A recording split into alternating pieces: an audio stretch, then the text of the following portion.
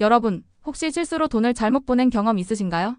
저는 얼마 전에 친구한테 돈을 보내야 하는데 계좌번호 하나를 잘못 입력해서 완전 엉뚱한 사람한테 돈을 보내버렸지 뭐예요.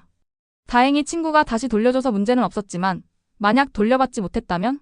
생각만 해도 아찔하죠. 그런데 2월부터 차고송금 반환 지원 제도가 개선되어서 이런 걱정을 덜 수 있게 되었다는 사실 알고 계셨나요? 오늘은 바로 이 차고송금 반환 지원 제도에 대해서 자세히 알아보고 어떻게 하면 차고송금을 돌려받을 수 있는지 꿀팁까지 싹 다 알려드리겠습니다. 먼저 차고송금 반환 지원 제도가 뭔지 간단하게 설명해 드릴게요. 차고송금이란 계좌번호를 잘못 입력하거나 이체 금액을 잘못 입력하는 등 실수로 돈을 잘못 보내는 것을 말하는데요. 이럴 경우 예금보험공사에서 차고송금 반환을 지원해주는 제도가 바로 차고송금 반환 지원 제도입니다. 그런데 2월부터 이 제도가 어떻게 달라지는 걸까요? 가장 중요한 변경사항은 바로 지원 대상 금액이 확대된다는 겁니다.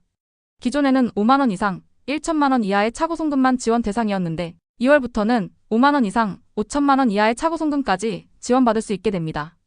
5천만 원이면 정말 큰 돈인데 이제 훨씬 더 많은 사람들이 차고송금으로 인한 피해를 줄일 수 있게 되었네요.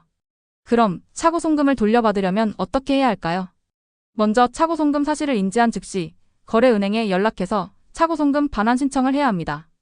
은행에서 차고송금 수취인에게 연락을 취해 반환을 요청하지만 만약 수취인이 반환을 거부하면 어떻게 해야 할까요? 바로 이때 예금보험공사에 차고송금 반환 지원을 신청하는 겁니다. 예금보험공사는 차고송금인을 대신해서 차고송금 수취인에게 반환을 요청하고 필요한 경우 법적 절차까지 진행해줍니다. 예금보험공사 홈페이지에 접속하면 차고송금 반환 지원 제도에 대한 자세한 정보를 확인할 수 있고 온라인으로 신청도 가능합니다. 하지만 차고송금 반환 지원 제도를 이용하기 전에 꼭 알아둬야 할 점들이 있습니다. 첫째, 차고송금 반환 지원은 2021년 7월 6일 이후 발생한 차고송금부터 적용됩니다. 둘째, 차고송금 수취인이 차고송 금액을 이미 사용했거나 반환을 거부하는 경우 반환받기 어려울 수 있습니다. 셋째, 차고송금 반환 지원 제도를 악용하는 경우 법적 책임을 질 수 있습니다.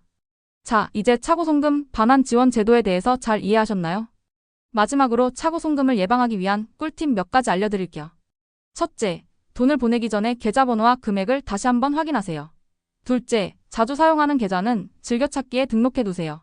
셋째, 모바일 뱅킹 앱을 사용하면 더욱 안전하고 편리하게 송금할 수 있습니다. 오늘 준비한 내용은 여기까지입니다. 차고송금으로 인한 피해, 이제 걱정하지 마세요. 궁금한 점이 있다면 댓글 남겨주시고 돈 버는 상식 구독과 좋아요도 잊지 마세요. 다음에 더 유익한 정보로 찾아뵙겠습니다.